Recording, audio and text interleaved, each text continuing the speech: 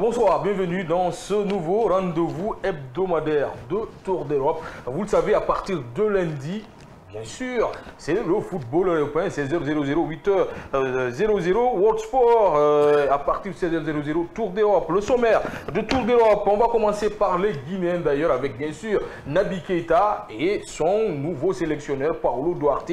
En tout cas, une guerre de communication est lancée entre ces deux monstres, parce que l'autre il est sélectionneur, l'autre c'est une légende du football guinéen et on va en parler dans cette émission. Et puis, élimination, Coupe du Monde, toujours dans cette émission, la Norvège en route vers sa première Coupe du Monde de son histoire, malgré ses deux pénaltys ratés en début de rencontre. Erling Haaland, bien sûr, s'est baladé face aux Israéliens. On va en parler aussi dans cette émission. Et puis, la Liga, Robert Lewandowski se dirige vers sa dernière saison au FC Barcelone. Une route, bien sûr, s'ouvre pour le Guinéen Serhou Guirassy, pourquoi pas, rapidement acheté par le Barça. Et pour finir, nous allons partir en MLS aux États-Unis. Messi aux portes des records. On a parlé de Ronaldo la semaine passée. Aujourd'hui, on va parler du génie argentin Lionel Messi,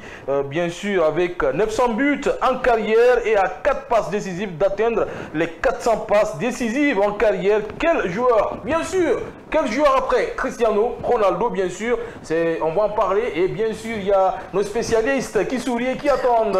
Tour d'Europe, c'est maintenant, juste après ça.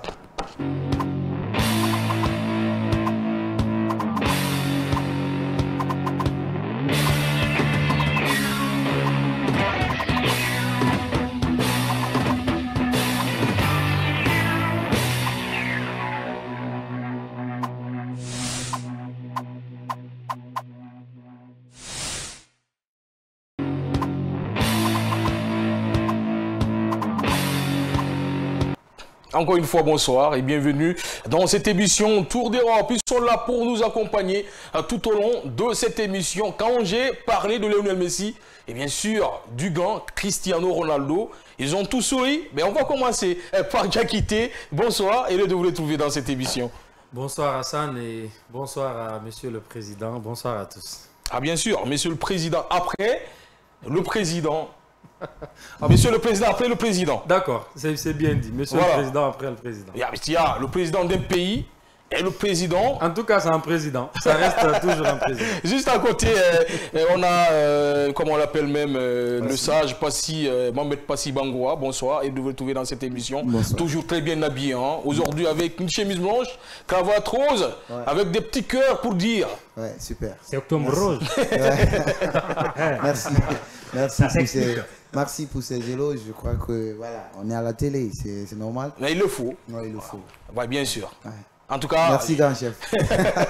Et juste à côté, on a le nouveau président de l'institution telle, on ne va pas citer parce qu'on ne va pas faire la publicité gratuitement, mais en tout cas, le nouveau président de telle institution, Mamadou Djambaldé, bonsoir et de vous retrouver dans cette émission. Bonsoir Hassan, bonsoir à tous. En fait, avant, c'est toi seul qui me faisais des pics, maintenant tout le monde me fait des pics. C'est normal. Et puis si tu veux qu'on parle de cette institution, tu payes, il y a le service commercial, tu parles avec eux, on en parle, sponsorise l'émission.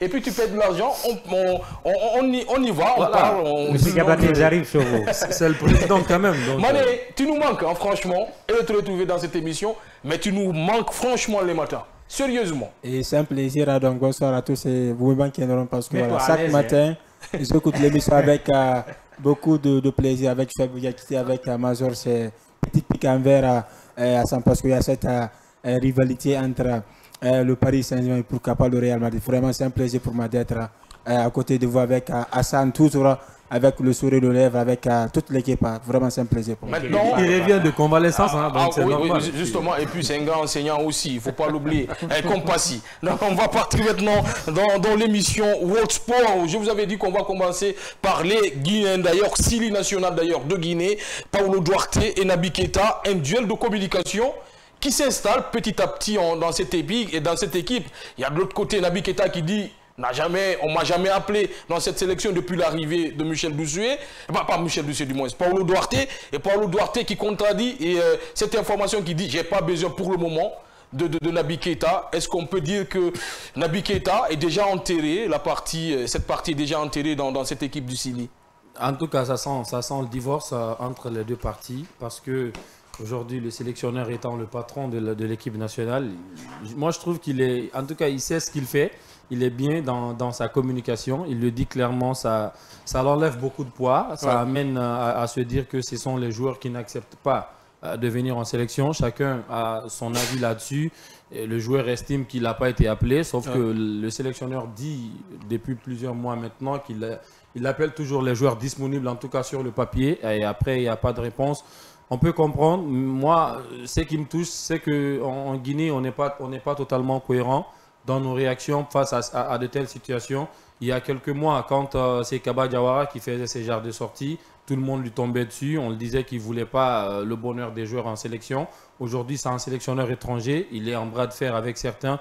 Le capitaine, quand même, de l'équipe nationale, parce que l'ex-capitaine. Il n'a pas encore pris sa retraite internationale. Donc, on peut considérer qu'il est encore éligible pour la sélection. Le capitaine de l'équipe, il est en bras de fer avec son sélectionneur actuel. Malheureusement, on ne connaît pas les tenants et les aboutissants, mais une partie va tomber sur Naby Keïta. Capitaine de l'équipe depuis l'arrivée une partie va tomber sur Naby Keïta. D'autres donneront raison au sélectionneur. Nous, on va juger que les résultats sur le terrain. C'est ce qui nous intéresse. Moi, j'ai envie qu'on en sorte maintenant de toutes ces déclarations. Moi, je pense qu'il faut tourner la page. Naby Keïta, il a déjà bientôt les 30 ans, pas totalement dans un club de très haut niveau. Donc il y a les jeunes joueurs qui tapent à la porte de la sélection. C'est pour son bien. À un moment donné, il faut quand même savoir dire au revoir.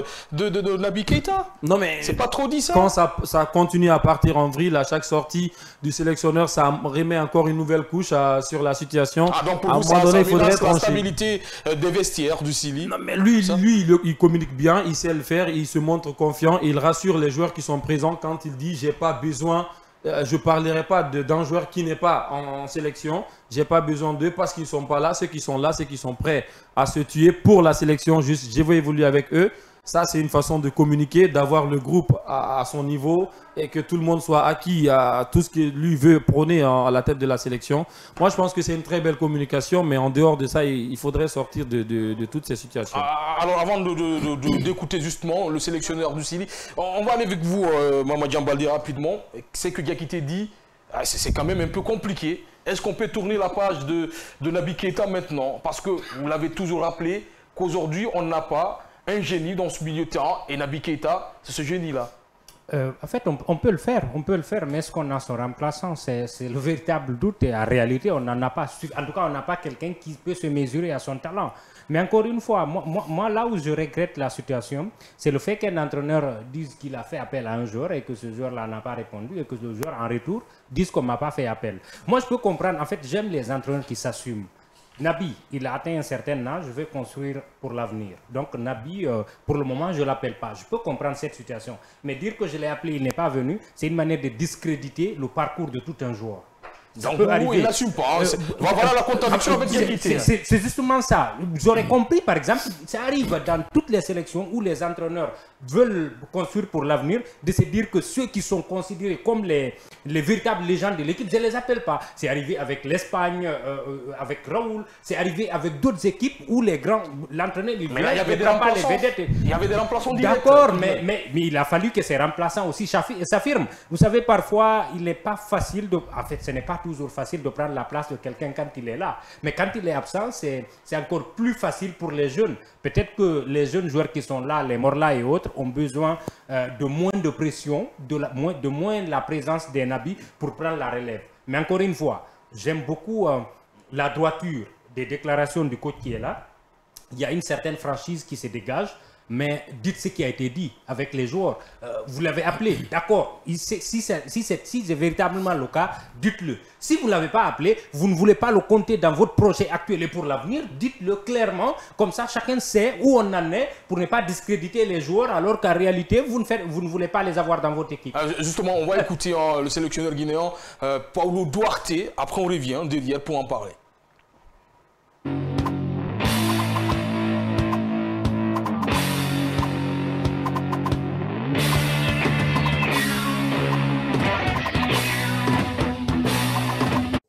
pas réponse. Keita n'est pas là. Keita, dans ce moment, ne m'intéresse pas. N'est pas convoqué, ne va pas jouer. Donc, Keita et les autres. C'est vous qui me questionne Keita. Il n'est pas là. Donc, je refuse de parler d'un joueur qui n'est pas là. Donc, aujourd'hui, le joueur qui donne la vie pour mon pays, c'est ça. C'est un joueur qui sont avec vous. Ça m'intéresse. Ça, je peux parler de lui. Les autres joueurs ne m'intéressent pas.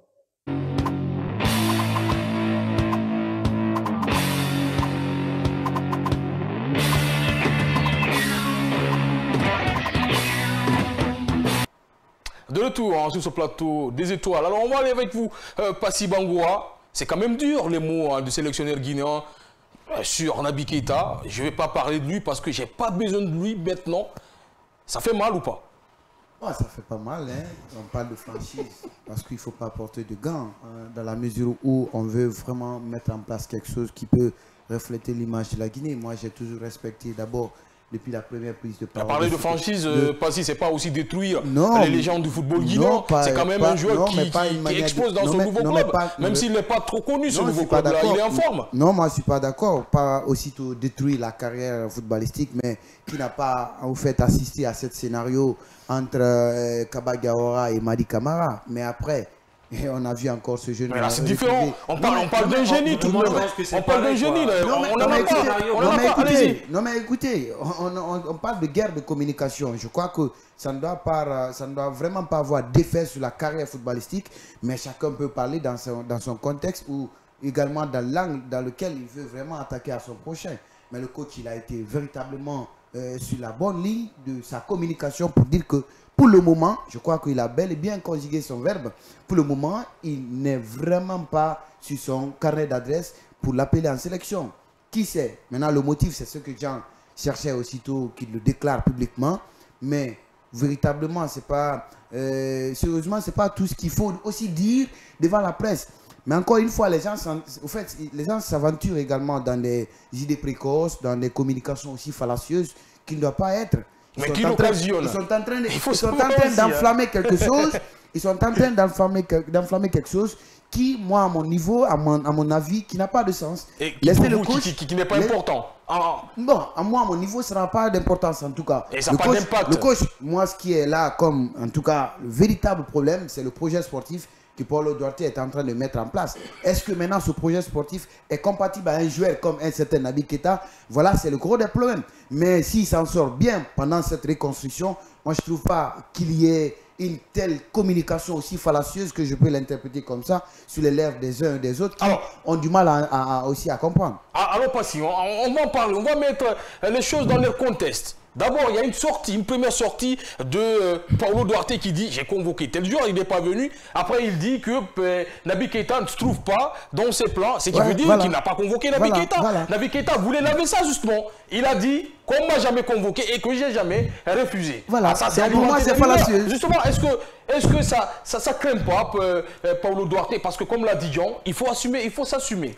Bah, il faut s'assumer, mais ça ne craint pas parce qu'il a répété à maintes reprises qu'il ne comptait pas sur Naby Keita. Moi, je pense que voilà, il faut tourner la page. Mais c'est pas ça la question. Là, la question, attention, la question c'est quoi? Il y a une première sortie qui dit j'ai appelé telle personne qui n'a pas accepté de venir. Oui. Là, dans la tête de tous les... Attends, je vais aller dans toutes les têtes des supporters, que ce soit spécialistes, on sait que Naby Keita a refusé la sélection alors qu'il a été appelé. Et la sortie qu'on vient d'écouter dit, écoutez, moi, il n'est pas dans mes plans, voilà pourquoi je ne l'ai pas appelé. Là, il se contredit, le sélectionneur guinéen.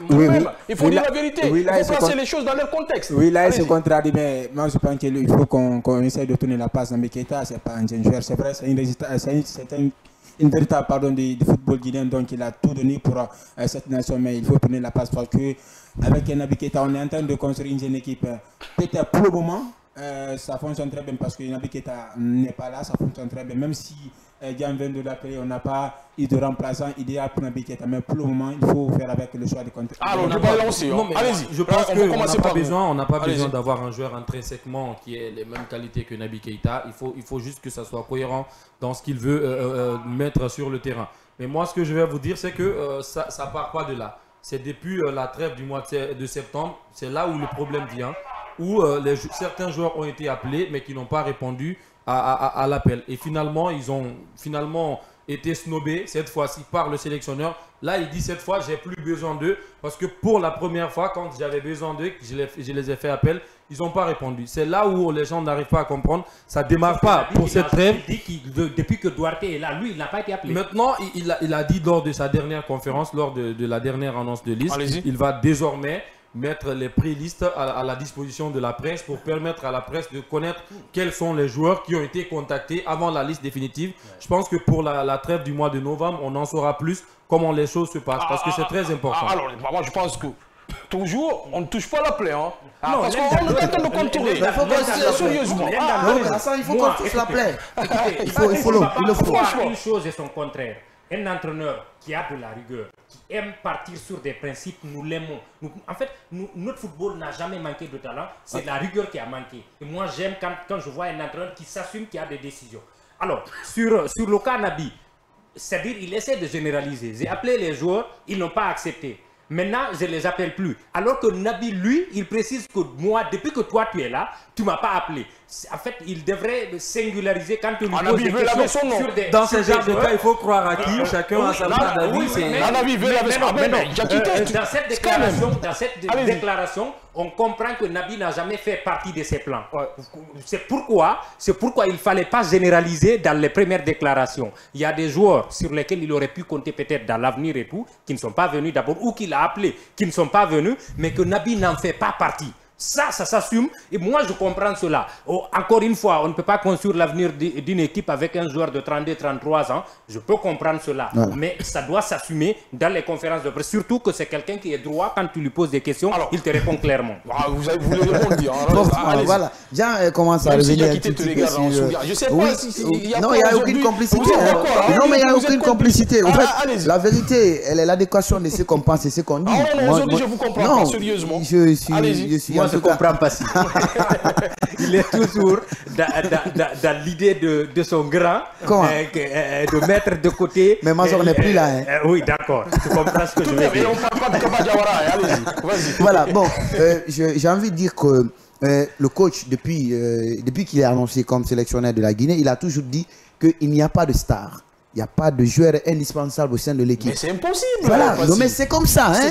On ne peut vraiment pas aller sur une reconstruction. Je parle bel et bien du football, qui est aujourd'hui scientifique. Ah donc tu veux dire d'éliminer tous les anciens joueurs? Mais non, vous-même, vous êtes en train de partir sur le dos de la cuillère dans la mesure où il n'a jamais laissé ses anciens qu'il a trouvés là, sinon qu'il est en train de passer à la vitesse supérieure pour la reconstruction.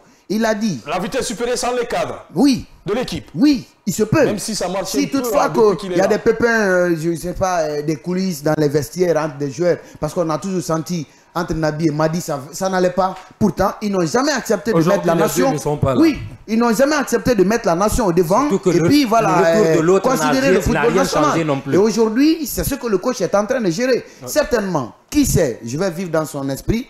Est-ce qu'il s'il appelle... Ah, tu n'es pas dans son esprit. Non, mais s'il appelle Madi Camara, est-ce que ça ne va pas encore entraver d'autres problèmes? Non, il a appelé Madi lors du dernier rassemblement, il n'est pas venu. Par exemple, là, j'aurais compris qu'ils disent que j'ai appelé Madi, il n'est pas venu. Non, écoutez... Il a appelé Madi qui était blessé. Il a dit qu'il était blessé alors qu'il avait joué le week-end. Diplomatique, si toutefois, il parvient à appeler aussi Naby Keita, et puis derrière, ça va encore entraîner. Encore les vestiaires, j'y arrive. Ça va encore compliquer. Pourtant, il dit lui-même, pour le projet qu'il veut vraiment pour la Guinée, il veut qu'il y ait des joueurs de qualité individuelle, engagés pour la sélection, qui aussi va lui permettre, même avoir des difficultés de tirer les 11 entrants. Voilà un entraîneur averti. Voilà un entraîneur qui veut mettre pour la Guinée. C'est les résultats qui nous diront ça. L'identité de jeu qu'il faut pour la Guinée en tout cas. Vous êtes d'accord avec ça? Moi je trouve qu'il a donné les mêmes déclarations face à tous ces joueurs qui ne sont pas présents, qui ont décliné la sélection. C'est vrai qu'aujourd'hui on parle de Naby Keita parce qu'il a une histoire avec la sélection, il a un nom. Tout le monde s'apaisantit sur Naby Keita, mais quand on lui pose la même question sur Moriba, sur Madi Camara, il répond toujours de la même façon. Il dit qu'il ne parle pas d'un joueur qui n'est pas en sélection. Et pour moi, je trouve ça normal. Il y a des joueurs qui ont été écartés de la sélection, comme Sergio Ramos, des très grands champions, qui n'étaient pas finalement dans les plans d'un sélectionneur, et ça n'a pas fait beaucoup de bruit. Ça a fait du bruit, mais ça n'a pas empêché au coach d'aller de l'avant. Ça a fait du bruit parce que c'est un très grand joueur. Oui. Mais après, les résultats ont suivi et puis les gens ont oublié. Absolument. Et pour l'instant, Paolo Duarte, il est sur les mêmes lancers. Pour l'instant, en tout cas, ce n'est pas catastrophique. Et tant que ça gagne, nous, on lui donne raison et on le suit. Vous êtes d'accord? Oui, tout à fait d'accord avec ça. Je savais que tu allais dire que tu étais d'accord. Je sais qu'il y a une messe qui a été... Il y a une messe Hassan, je ne comprends pas du tout. Hassan, quand un entraîneur gagne, on ne peut qu'être d'accord avec lui. Mais encore une fois, quand vous êtes dans une reconstruction d'une équipe, vous êtes droit, moi j'aime cela.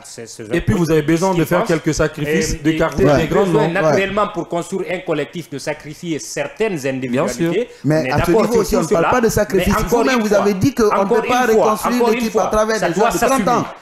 Luis Aragonès avait assumé le fait de ne pas sélectionner Raúl González Blanco, qui était le meilleur buteur de l'histoire de la sélection avec l'Espagne. Ça s'est passé Luis Felipe Scolari avait assumé le fait de ne pas sélectionner Romario. Voilà. Et c'est la même chose avec l'équipe de France, les grands joueurs.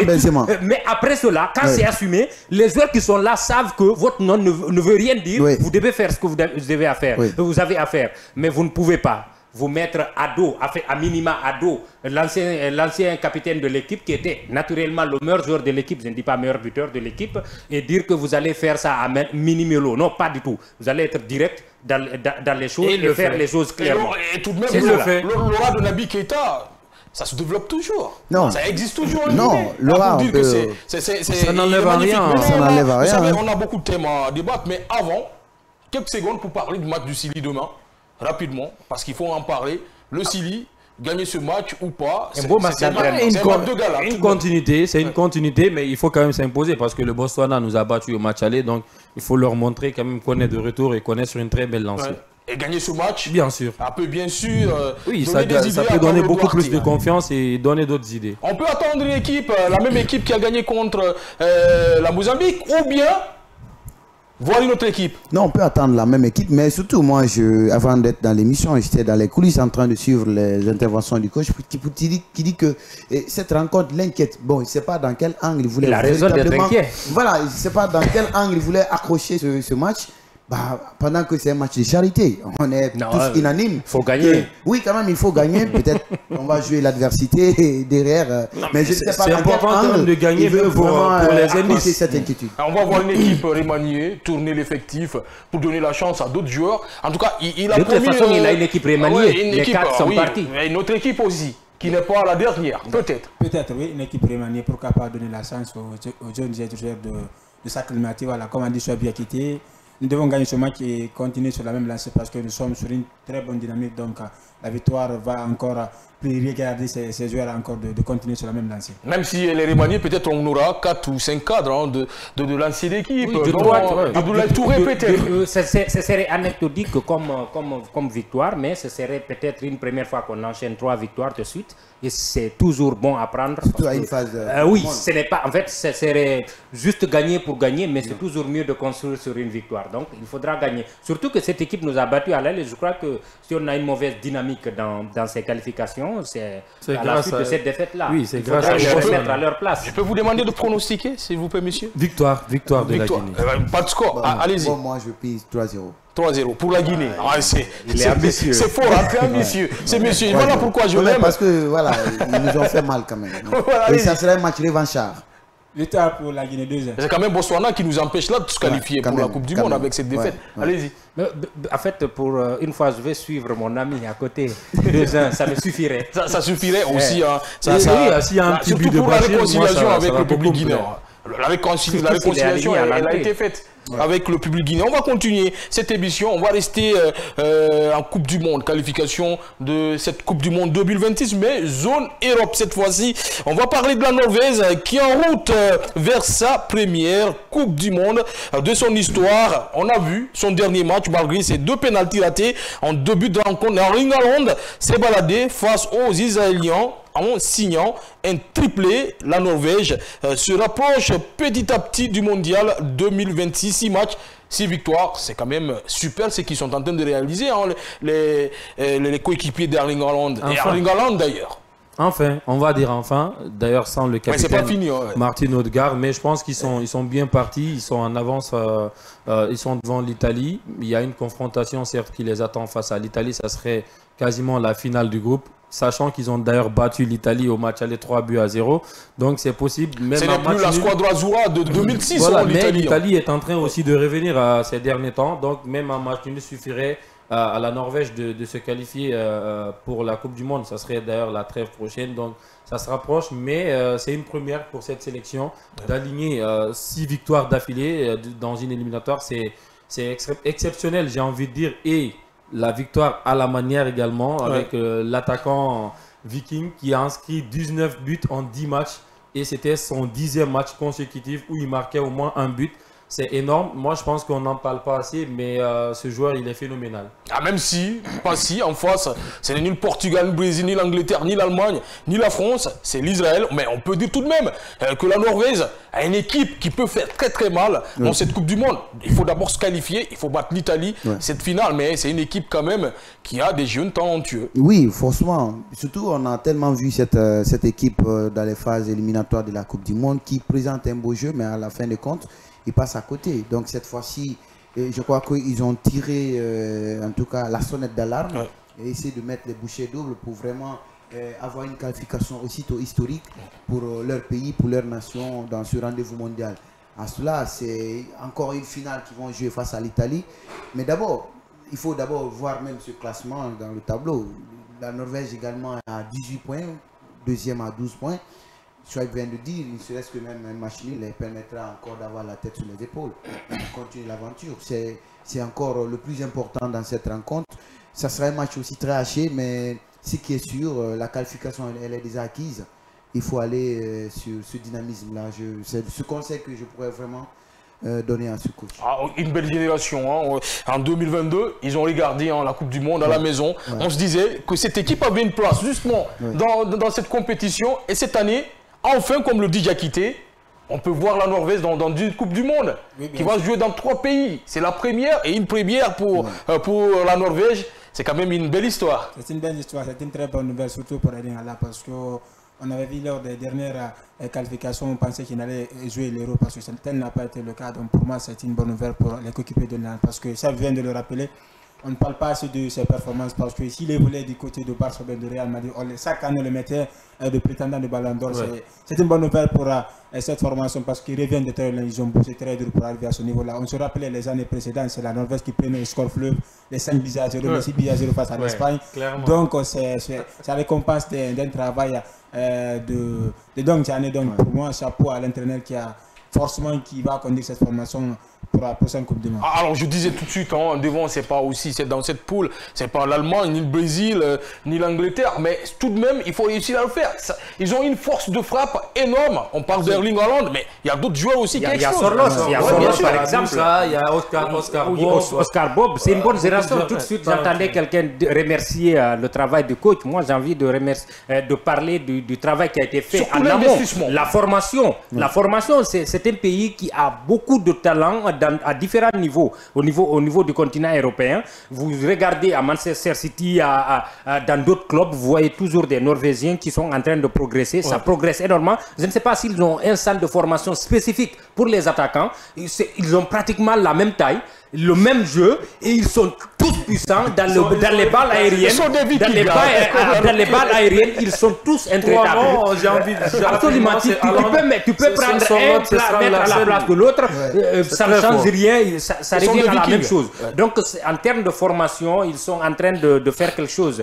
Et certains me diront c'est parce qu'on a ouvert la Coupe du Monde, maintenant tout le monde peut y participer. Mais encore une fois, tout le monde peut y participer, mais tout le monde n'y va pas non plus parce que il a d'autres nations qui auraient mérité d'y aller, qui ne vont pas partir. Et c'est plaisant, ça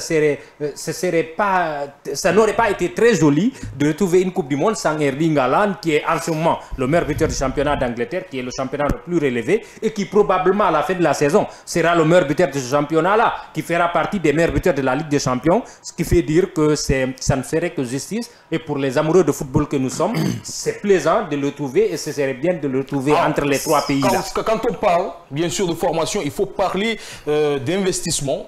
Et aujourd'hui, on peut dire, depuis quelques années, la Norvège est en train d'investir beaucoup d'argent dans la formation. La politique sportive de cette fédération de Norvège, elle est énorme. C'est énorme, c'est carrément, je sais pas, je manque de superlatifs, mais il faut dire les choses telles qu'elles sont. Moi, je pense qu'ils ont quand même accepté, comme Mané l'a dit, ils ont travaillé, c'est le travail de très longue date qui sont en train de... Il faut savoir comment injecter cet argent, parce qu'ils ont investi beaucoup d'argent, mais il faut savoir comment... De l'argent, certes, mais beaucoup plus de formation, parce qu'aujourd'hui, il y a des clubs norvégiens qui commencent aussi à sortir la tête dans des petites compétitions, la Conference League, la Ligue Europa. On sent qu'il y a quelque chose qui est en train de se construire de ce côté, à savoir avec Bodo Glimt seulement, on sait clairement que c'est un club qui a beaucoup embêté les gros la saison dernière en Ligue Europa, même Manchester United. Donc pour moi c'est une très belle chose, et surtout qu'il y a beaucoup de talents maintenant qui commencent à sortir et qui intéressent de très grands clubs. On parle de Erling Haaland, de Martin Odegaard, Oscar Bob à City, mais ce jeune Moussa qui n'a que 20 ans, qui évolue à Leipzig, il est pétri de talent ce joueur. Et il y a Rierson qui est un coéquipier de J'ai trouvé que dans le 11, il n'y avait pas Asgard ou Norgard. Il était présent, le joueur d'Arsenal, il était mais il là. n'était pas dans le 11. Je me suis dit qu'ils ont maintenant un effectif capable de tenir la route. Se permettre de le mettre sur le banc. Absolument. Et il y a un autre milieu de terrain du côté de Fulham, c'est Sander Berge. Donc aujourd'hui, ils ont une très belle ossature. Il y a le défenseur Christopher Ayer qui évolue à Brentford. Aujourd'hui, ils ont une très très belle équipe. Et moi, vous avez parlé de l'investissement, mais aussi il ne faut pas oublier ce que fait le sélectionneur Solbakken, qui est aussi un ancien joueur international norvégien. Qui a pris beaucoup de valises. Donc ça prouve en tant que joueur. Quand on est patient avec un sélectionneur aussi, et ça paye parfois. Alors, bien sûr, il faut saluer la politique sportive de la fédération, et bien sûr aussi le département sport. Il ne faut pas oublier. Mais on peut dire que cette équipe, tout de même, il y a des lacunes. Hein. Ça encaisse des buts. Non, ce n'est pas l'Espagne, d'accord. Allez-y. Oui, pour le moment, on ne peut pas dire que tout est rose. C'est vrai, il y a des soubresauts, mais ce qu'ils sont en train de montrer en face du monde durant ces 5 dernières années, ils méritent quand même de participer à ces compétitions. C'est quand même pas une équipe favorite pour soulever cette Coupe du Monde. On ne peut pas aller jusque-là. C'est des outsiders. Et le Maroc a été demi-finaliste de la dernière Coupe du Monde. Ils n'ont pas quand même réussi leur qualification. Mais ce qu'il faut retenir, c'est des outsiders parce qu'ils font partie des équipes Schengen. Mais aujourd'hui, c'est encore historique pour eux d'avoir cette qualification, puis de la plus belle des manières. Maintenant, on va... peut-être pas parce qu'ils sont dans le Schengen, mais parce qu'ils ont un robot devant, Erling Haaland. Bon, on peut le dire comme ça. Beaucoup de robots. La qualité de cette équipe, c'est sa force de frappe offensive. Non, mais pas que lui seulement. Jean parlait tout à l'heure de ce collectif de jeu qui est très impact dans cette équipe. Et vous vous rappelez avec ces jeunes qui, aujourd'hui, ont réussi à... Mais avoir Erling Haaland, c'est un plus. Dans les autres clubs, City, Tico, et voilà, et tant d'autres, voilà, qui aujourd'hui apportent beaucoup parce que ça leur donne la hargne, l'engagement de faire qualifier et s'inscrire dans les annales de l'histoire de leur équipe nationale. Aujourd'hui, ça se paye. Véritablement, ils vont participer pour leur première Coupe du Monde. Rapidement, ça va encore... Non, mais j'ai envie de dire quelque chose très vite. C'est que... Non, j'ai dit on vous prend pas. L'équipe... Rapidement. Mané. Oui, c'est parce que Diakité, on le laisse, il va parler jusqu'à parce que cette formation, vraiment, quand vous les regardez jouer, ça vous donne de plaisir parce que c'est apaisant. Ça vient de rappeler. La force de frappe de cette formation, c'est l'attaque parce qu'ils ont des attaquants qui sont capables de faire très mal à n'importe quel moment. C'est vrai, là, de là qui aussi au niveau de la défense, ça ne rassure pas. On avait avec des grosses équipes européennes, ça a donné beaucoup de difficultés à les regarder. Mais c'est un plaisir de voir cette formation discuter enfin une première Coupe du Monde. Maintenant, vous pouvez aller. Non, mais ce qui est intéressant, c'est qu'aujourd'hui, au sein de cette formation, le moins d'âge, ça se limite à 25-26 ans. C'est qu'il n'y a pas beaucoup de vieux dans cette équipe. Le seul joueur qui est au-delà de 30 ans, c'est le gardien Nyland. Mais après, il n'y a que 25, 26, 27. Donc c'est une équipe c'est une très belle, c'est une très bonne chose. C'est le fruit de la formation dans le futur. Ouais. Allez-y. C'est le fruit de la formation. Peut-être qu'on a parlé d'une force offensive véritablement, mais je crois que la France fragilité du capitaine Odegaard peut leur jouer des tours. Ouais, ça peut passer face à une équipe comme l'Israël, mais face à d'autres équipes, l'absence d'Odegaard en termes de créativité, ça va énormément peser. On va espérer qu'il se reprenne très rapidement parce que c'est un joueur très fragile. Il est très rare qu'il enchaîne une saison complète sans se blesser. Il sera absent jusqu'à la prochaine. On va refermer cette qualification de Coupe du Monde jusqu'à demain, j'espère, ou le mercredi ou le jeudi, hein, dans le Tour d'Europe. On va continuer cette émission, on va filer en Espagne, la Liga. Robert Lewandowski, on va en parler, se dirige vers sa dernière saison au FC Barcelone. Le club catalan veut miser sur un attaquant plus jeune et ne comptera plus sur le Polonais la saison prochaine. Quand on parle d'attaquant plus jeune, on peut écarter déjà Serhou Guirassy. Tout de même. Non, en tout cas, Plus jeune, il est moins vieux par rapport à Robert Lewandowski. Donc, on peut penser, Lewandowski, il a signé au Barça, il était déjà dans les trentenaires. Hein, ouais, donc, voilà, donc moi, je pense qu'il a une chance, surtout s'il est beaucoup plus performant cette saison. Ça pourrait encore l'ouvrir la porte. Parce que pour moi, la piste Julián Álvarez, c'est vrai que c'est le rêve de beaucoup de supporters barcelonais aujourd'hui. Mais ça peut s'avérer compliqué parce que l'Atlético demanderait jusqu'au-delà de 100 millions. Et ça, connaissant la situation économique. Et surtout que le transfert peut capoter jusqu'à la fin. Ça peut attendre la dernière minute et ça capote. Connaissant la situation financière du club et les problèmes d'enregistrement qui et sont surtout autour, la rivalité, ne l'oublions pas. Ça peut poser problème. Et Diego Simeone, il a affirmé, nous voulons construire autour de Julián Álvarez.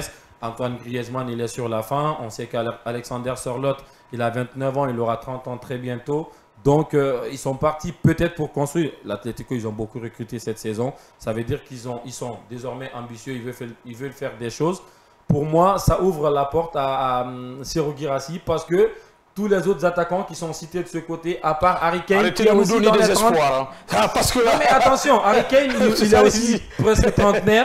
Et Erling Haaland qui a signé 10 ans de contrat avec Manchester City. Ce sont les 4 noms qui sont annoncés. On parle d'Haaland, de Guirassy, de Alvarez et de Harry Kane. Il y a aussi le jeune Camerounais Eta Eyong. Mais est-ce que Eta Eyong pourrait être la solution pour sortir le Barça de tous les problèmes? Je ne pense pas. Donc ça reste une porte ouverte à Serhou Guirassy. Lewandowski tout de même, on va en parler parce qu'il s'agit de lui. C'est quand même énorme avec le Barça. Oui. Il peut partir la tête levée, Lewandowski pour absolument, il peut partir la tête haute. Il est venu, en fait, moi personnellement, je ne lui donnais pas plus d'une saison au Barça. Mais il est en train de finir sa troisième saison. Pichichi, hein. Oui, Pichichi, dès la première saison. Et il est champion d'Espagne. Il est 2 fois champion d'Espagne déjà. Il a pris le premier championnat avec Xavi et tout. Donc, ce qui veut dire qu'en quelque sorte, sa mission est accomplie. Mais ce qui pourrait peut-être couronner tout cela, ça aurait été une petite Ligue des Champions ou peut-être un ballon d'or qui, à son âge, a joué contre lui. Mais bon, il y a des dans les coulisses, on en parle peut-être de réattribuer le Ballon d'Or 2020. Si c'est le cas, je crois qu'il aura son Ballon d'Or. Oui, ça prendra du temps, mais je crois qu'il aura son Ballon d'Or. Celui de 2021 sera attribué, ça c'est sûr. Mais encore une fois, c'est quelqu'un qui est venu par amour parce qu'il a quitté un club qui avait une certaine stabilité. Il est venu dans un club qui était pratiquement en reconstruction, en ruine. Il a accepté de baisser son salaire et de venir dans l'incertitude. Et il faut lui reconnaître ça et lui remercier pour tout cela. La consécration, justement, en 2020, on va en parler, le Ballon d'Or. On ne l'attribue pas. Pourtant, tout le monde savait qu'il le méritait, ce Ballon d'Or-là. Ça n'a pas joué dans la tête de ce joueur-là. Il a continué sur la même lancée. Il est énorme ce joueur-là, il faut le saluer parce que c'est un joueur exceptionnel, hein, Lewandowski. C'est énorme. Surtout quand tu perds un ballon d'or, on a vu le cas de Vinicius Junior, jusqu'à présent qui n'arrive pas à le digérer. Oui, il a un moral de faire parce qu'il faut rappeler c'est le 3e meilleur buteur de victoire de la Ligue des Champions derrière les 2 monstres Messi et Ronaldo parce que voilà. C'est énorme ce qu'il a réalisé. Il faut réussir à le faire parce qu'il y a Raoul, il y a Karim Benzema, il y a Thierry Henry, tout de même. Il faut essayer de dépasser tous ces joueurs-là. Et c'est un moment. Il est venu rejoindre l'équipe du Barça décimée parce que voilà, c'est une équipe qui a au moins les 5 ans a discuté 2 fois la Ligue Europa, donc il était patient, il n'a pas abdiqué, il a compté toujours à empiler des buts. Donc c'est vraiment, c'est pas une surprise pour moi que cette saison soit sa dernière parce qu'il a tout donné. Son rêve était de remporter le Ballon d'Or, mais on savait avec une équipe de Barça moins compétitive, ça allait être très compliqué. Donc c'est une histoire de terminer la manière avec une bonne fin, pourquoi pas encore remporter la Ligue. Remporter peut-être la Ligue des Champions pour quitter justement le FC Barcelone. Est-ce qu'on peut dire que c'est le moment justement pour lui de quitter les Blaugrana? Oui, je crois que comme l'a fait ses prédécesseurs, Andrés Iniesta, certains Rakitic qui ont tout donné au sein d'un club et qui ont quitté au bon moment. Même si ce n'est pas le même camp. Hein. Oui, on peut dire que ces deux joueurs-là n'ont pas été poussés vers la sortie. Quand même, ce n'est pas le même cas. Mais à 37 ans, toujours au sein d'un club où l'ambition, en tout cas, s'abat sur vous comme en termes de pression d'être le leader et que voilà, les nerfs sont fatigués, il manque assez de calories également dans les jambes. Il va falloir peut-être trouver des excuses, voilà, trouver... C'est pas si, hein. Ouais, c'est ça. Hein, il fait l'opération, après il nous sort tout ça. C'est normal. C'est normal, il faut trouver en tout cas une porte de sortie. Ouais, mais avec, pour moi, il a une bonne hygiène de vie, il peut encore jouer. Mais le Barça peut-être un peu plus relevé. La pression est là, il va falloir laisser la place aux jeunes qui ont envie de jouer, surtout le rêve de jouer au Barça. Et pendant que vous avez été deux fois champion avec le même club, à 37 ans, je crois que vous avez eu tout ce que vous pouvez avoir en tant que footballeur. Et puis dans un club qui déjà joue un rôle de rivalité sur le toit de l'Europe, il va falloir qu'il quitte et laisser la place aux autres. Désormais, il y a beaucoup de rivales. Hein. Il y a d'abord le Real Madrid, il y a le Paris Saint-Germain, il y a bien sûr aussi le Bayern Munich. Il y en a plein pour le Barça. Tellement. Alors maintenant ça va être compliqué parce qu'il faut trouver le remplaçant rapidement de Robert Lewandowski et il faut trouver le bon. Moi, j'ai confiance en Ferran Torres. Hein. Je ne serais pas d'accord avec Jean, mais c'est un très bon attaquant. Il a même marqué. Il met des buts en Ferran Torres. Tout de même, vous avez tout à fait raison. Mais le Barça, c'est un club qui a besoin d'un très grand nom, d'un très grand attaquant. Ils ont toujours fonctionné comme ça. Même quand il y avait Léo qui jouait au poste de faux neuf, il y avait David Villa qui est passé par là, il y avait Zlatan Ibrahimovic qui est passé par là. Donc il y a toujours eu des très grands noms en devant, surtout que avec l'éclosion d'un mec comme Lamine qui est capable de donner des caviars à n'importe qui. Moi, je pense qu'ils ont besoin de cet attaquant-là qui est capable de finir les actions. Et aujourd'hui, les candidats, ils ne sont pas nombreux, mais il y a des noms crédibles quand même qui sont cités, dont notre compatriote. Donc, on peut espérer, en tout cas, sans rien avoir contre Robert Lewandowski, que ce soit la dernière saison. En tout cas, je ne souhaite pas qu'il brille beaucoup cette saison pour que ça soit beaucoup plus rapide et que ça ouvre les portes à Guirassy. Et si le Barça se disait dans la tête, attention, on peut utiliser bien sûr Ferran Torres pour dépanner et partir avec lui pour la saison prochaine. Diego l'a dit. Ça me surprendrait. Vous savez, c'est une manière de donner de la confiance à un joueur qui est là. On ne peut pas lui dire carrément que tu ne comptes pas, on va trouver quelqu'un d'autre. Mais on sait tous qu'au vu du standing, au vu de l'histoire de ce club, ils ont besoin d'un véritable neuf qui n'est pas venu par hasard en tant qu'attaquant neuf. Mais pour revenir sur les potentielles pistes,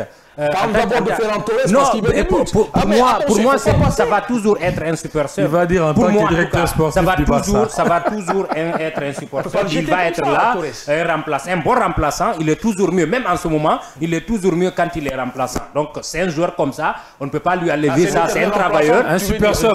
Oui, c'est un travailleur dans l'ombre. Tous les entraîneurs aiment avoir des joueurs comme ça, mais ce n'est pas un joueur de premier choix pour un club comme le Barça. Oui, c'est justement ça. Pour les potentiels remplaçants, j'aurais aimé qu'on dise que c'est seulement Guirassy qui est sur la liste, mais ça, je crois que peut-être qu'il fait partie de la shortlist, il ne faut pas l'écarter. Mais le jeune de l'Atlético en fait partie, l'Argentin Alvarez, mais encore une fois, c'est le favori pour moi, Laporta est amoureux de Haaland depuis maintenant 2 à 3 saisons.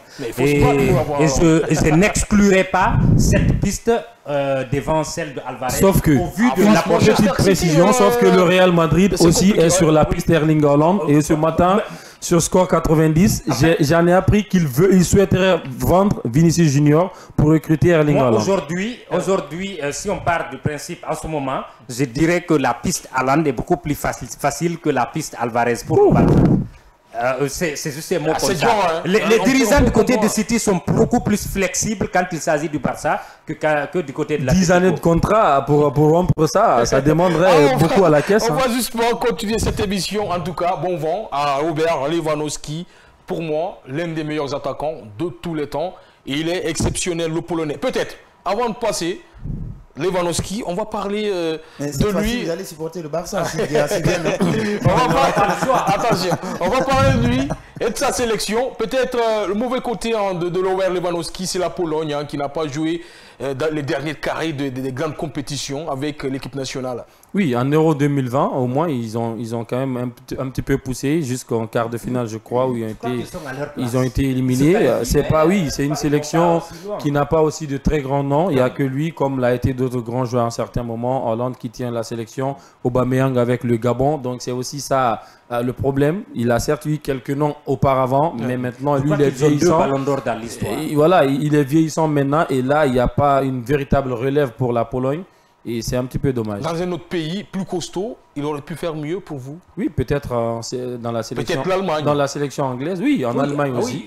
Oui, il aurait pu signer pour l'Allemagne. Il y a beaucoup de Polonais, vu qu'il y a des Polonais qui pour l'Allemagne, Podolski, entre autres, beaucoup de joueurs. En 2014, par exemple, à l'époque où il y avait les Blasicopsi, les Borowski, etc., ils ont fait plutôt une bonne coupe du monde. En tout cas, ils sont partis au second tour. Ils se sont limités là, mais à l'époque, il y avait une bonne génération. Mais je crois juste après, il y a eu des soubresauts entre surtout Lewandowski et certains cadres de l'équipe. Et il a remporté la bataille, mais ces joueurs-là n'ont pas continué à revenir et ça a joué contre l'équipe. Mais bon, pour moi, ils sont à leur place au vu du talent qu'il y a dans cette équipe. C'est la place pour Dion de la Pologne. Mais en tout cas, on espère qu'il va rebondir dans un grand championnat. Pourquoi pas jouer avec Cristiano Ronaldo? Pourquoi pas? En Arabie Saoudite, on peut bien voir ça. Doublette Cristiano Ronaldo, Sadio Mané ou triplette d'ailleurs. C'est pas compatible. Ça fera trop. Ça peut bien se faire. Alors on va continuer cette émission. Cette fois-ci, on va filer aux États-Unis. MLS, Messi aux portes des records. Il faut qu'on en parle dans cette émission. Le génie argentin Lionel Messi est à 14 buts d'atteindre les 900 buts en carrière et à 4 passes décisives d'atteindre les 400 passes décisives en carrière. 900 buts, très loin du ratio de Cristiano Ronaldo, mais c'est tout de même 900 buts. Il faut qu'on en parle. Il est toujours là, Lionel Messi. Il fait toujours, comment dire, tomber des records. Il est en train d'écrire une page de l'histoire en MLS et il faut qu'on en parle. Oui, c'est formidable ce qu'il est en train de réaliser du côté de MLS parce que atteindre la barre des 900 buts, c'est historique, c'est phénoménal. Même s'il y a l'autre monstre, qui compte atteindre les 1000 buts, mais c'est phénoménal parce que Messi, voilà, ce n'est plus un joueur à présenter, voilà, il a presque tout réalisé. Vous pouvez le présenter si vous voulez. il a tout gagné dans sa vie parce que le seul défi qui lui manquait, c'était la Coupe du Monde dont il a gagné en 2022, je pense que voilà. Il peut arrêter. C'est pas la question, on n'a pas demandé s'il a remporté Coupe du Monde ou pas. On est en train de parler des 900 buts tout de même. Oui, c'est incroyable, il faut le dire. Il faut le dire, c'est incroyable. La Coupe du Monde aussi, ça fait partie de ses stats. Et si aujourd'hui on pensait que Messi c'était que le beau jeu, les petits ponts, les fentes de corps, c'est aussi des buts. Il s'est marqué des buts et on le voit. Il a d'ailleurs évolué au poste d'attaquant beaucoup plus longtemps au Barça, même si en sélection il était sur un côté. Bon, il a toujours eu. Quelqu'un qui réussit à marquer. Il a toujours eu une liberté dans le jeu. En une saison de Liga. Oui, c'est incroyable, c'est incroyable. Donc, il a dit que c'est un joueur qu'on n'a plus besoin de le présenter. Il y aura toujours ce débat entre lui et Ronaldo, qui est le GOAT. C'est difficile, même si moi je choisis Neymar, je ne vais pas en débattre. C'est normal. Mais je trouve que voilà. Pas de débat non plus. Mais non, mais je ne veux pas débattre là-dessus. Je ne veux pas de débat là-dessus, mais je pense que ce qu'il réalise Léo Messi même après ses échecs au Paris Saint-Germain, parce qu'il a au moins connu quelques échecs, c'est pas comme si il allait faire vivre une carrière à tout rose. Malheureusement, il a connu quelques petits problèmes au PSG, mais il a su rebondir du côté de l'Inter Miami et ce n'est que partie plaisir pour lui. Neymar, il aurait pu être le meilleur tous les temps. Il aurait pu. Sans les blessures. On va pas rouvrir ce débat-là ici. Oui, s'il avait eu le Ballon d'Or 2015. Justement, on va en parler. 900 buts et bientôt 400 passes décisives. C'est quand même Messi qui peut réussir ça. Oui, je suis à la fois surpris qu'on en parle et ébahi que les gens soient surpris. Personne n'est surpris là. Il a tellement de facilité dans ce qu'il fait que tout ce qu'il réalise, pour moi, me paraît naturel quoi, dans ses gestuels et dans tout ce qui arrive. Et il faut le préciser, vous parliez tout de suite qu'il y a un joueur qui avait déjà atteint ce nombre-là officiellement, parce qu'il y a des joueurs antérieurement dont on dit que certains matchs ne sont pas officiels, mais qui ont dépassé cette barre et qui ont même atteint la barre des 1000 buts. Mais pour ce qui est de Messi, c'est le joueur... On parle de l'officiel, il ne faut pas aller au-delà des gens qui ne sont pas officiels. Ce sera le joueur le plus jeune à atteindre cette barre. Il faut le préciser naturellement. Et en termes de passes décisives, ce sera le premier. En termes de buts, ce sera le premier avec cet âge-là à atteindre ce nombre-là. On va espérer que ça arrive très vite. Il a recherché longtemps pour trouver. Que l'on puisse en profiter. Pour trouver ça, parce que franchement, je ne comprends pas ce monsieur. Vas-y. Vous savez, Messi, tout ce qu'il fait, la seule fois, en 20 ans de carrière, la seule fois où j'ai vu Messi forcer quelque chose, c'est pendant la Coupe du Monde 2022. Parce que pour lui, apparemment, c'était le Graal suprême. Mais c'était pour le reste, et pour le reste, il fait tout naturellement et tout le réussit pratiquement. Il y a eu des bas naturellement, mais pratiquement tout lui a réussi dans sa carrière. Il a tout obtenu. La seule fois pour moi, il a forcé, c'était pour la Coupe du Monde et c'était le trophée pour lui le plus important. C'était prévu qu'il le force pour qu'il remporte la Coupe du Monde. Après avoir perdu une finale. La dernière danse, peut-être on va en parler. De Lionel Messi, ça sera peut-être la Coupe du Monde 2026, où il va jouer avec l'Albi Céleste. Ça va être la dernière danse. Est-ce qu'on peut... Allez-y d'abord avant de poser cette question. Bon, moi j'ai envie de dire, Messi, il a réussi. Il a réussi, au fait, à un moment, à une période où la concurrence était vraiment assez rude. Parce qu'on ne peut pas tenir tête face aussi à un autre serial buteur qui est Cristiano Ronaldo. Tenir cette concurrence... Jusqu'à combien d'années et c'est en train de coloniser le monde du football européen. Dans une saison, je ne me rappelle pas laquelle, peut-être vous allez me rappeler, où les deux ont marqué 95 buts en une saison. Juste pas toute compétition confondue, mais seulement le championnat. Où monsieur a réussi à marquer 50 buts en 2012, où Ronaldo, lui, était à 45. À 45. Donc vous vous rappelez, ce sont deux monstres également dans le football aujourd'hui que l'humanité doit vraiment décorer dans les annales du football. De ceux qui auront. Aujourd'hui, il n'a que 14 buts pour atteindre la barre de 900. Je trouve que c'est reluisant, c'est satisfaisant pour voir Messi non seulement en train de jouer, pas que buteur, mais Messi, il a été acteur majeur. Qui assiste dans le jeu. Voilà, qui assiste à des jeux, non seulement de son équipe nationale, dans le club où il a passé, ou dans les clubs où maintenant il passe son temps. Aujourd'hui, il est en train de s'approcher vers le Graal suprême de sa carrière personnelle. 900 buts, je crois que ça va être... On va parler de la dernière danse de Lionel Messi. C'est la Coupe du Monde, bien sûr, où Ronaldo est en train de se battre pour soulever cette Coupe du Monde. Et lui, il a déjà cette Coupe du Monde. Mais on peut dire que l'Albi Céleste peut se faire en doublé. Non, ils sont favoris. Ils font partie des 2-3 favoris de cette Coupe du Monde, comme ce fut le cas lors de la dernière, mais encore, ça n'est jamais joué d'avance et tout. Il y a d'autres équipes. Il y a le Portugal qui postule évidemment pour ce trophée-là, mais on verra. La Coupe du Monde est très longue, il y a beaucoup d'équipes, beaucoup plus que d'habitude maintenant. Seule la compétition pourrait nous déterminer cela, mais l'Argentine semble avoir une équipe plutôt solide.